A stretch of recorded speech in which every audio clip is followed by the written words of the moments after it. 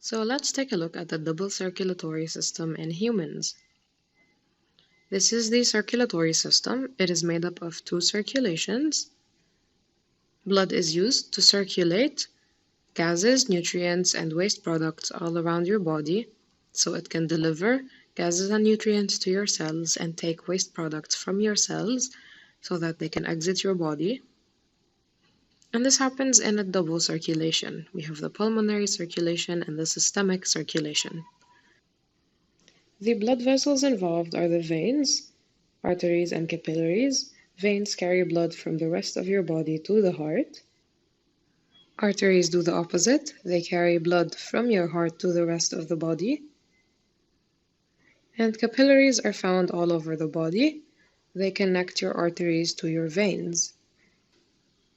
So this is a simplified diagram to show the human double circulation. This is the pulmonary circulation, the circulation between the lungs and the heart. And this is the systemic circulation, the circulation between the heart and the body organs. We have the right atrium, the right ventricle, the left atrium, and the left ventricle, the four chambers of the human heart. This is the septum, separating the right and left ventricles. And we have valves in order to stop the blood from flowing the wrong way. We have capillaries at the levels of the lungs for gas exchange, as well as at the levels of the body organs. First, we have the right atrium contracting to push the blood to the right ventricle. This causes the tricuspid valves to open, and now the deoxygenated blood is found in the right ventricle. Then the right ventricle is going to contract. Once it does that, the deoxygenated blood is pushed into the pulmonary artery, opening the semilunar valves because of the force of this push. And then it is carried by the pulmonary artery to the capillaries at the level of the lungs. And at the level of the capillaries in the lungs, we will have the gas exchange between the blood that is deoxygenated as well as the lungs, which have a lot of oxygen inside of them. Now the blood enters and it is deoxygenated, so it's rich in carbon dioxide and it's poor in oxygen. It is surrounding the alveolus, and the alveolus, when we breathe in, is going to be filled in oxygen-rich air and carbon dioxide-poor air. So the blood capillary has more carbon dioxide than the alveolus and less oxygen than the alveolus. So we have concentration gradients of both gases.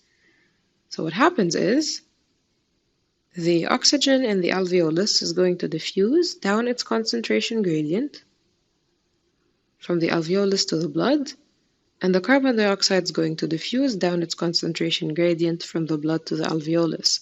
So now the blood that entered this medium becomes oxygenated.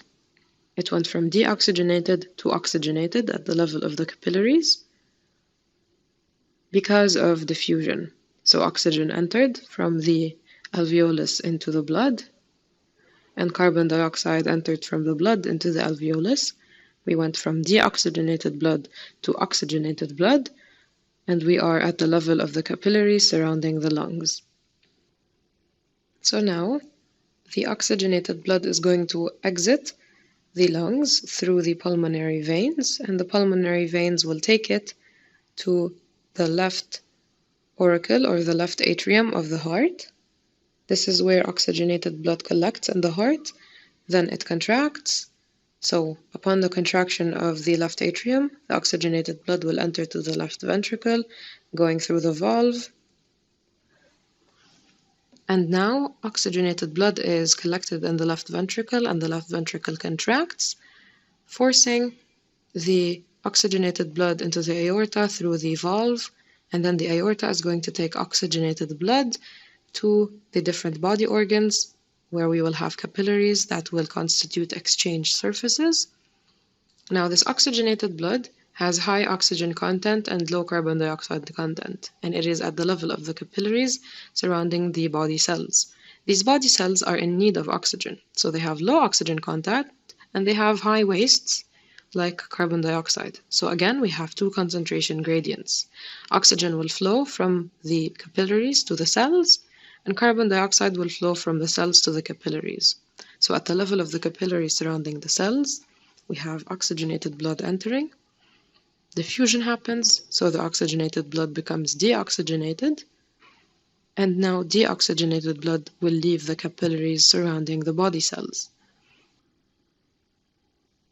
So this is the double circulation in the human body.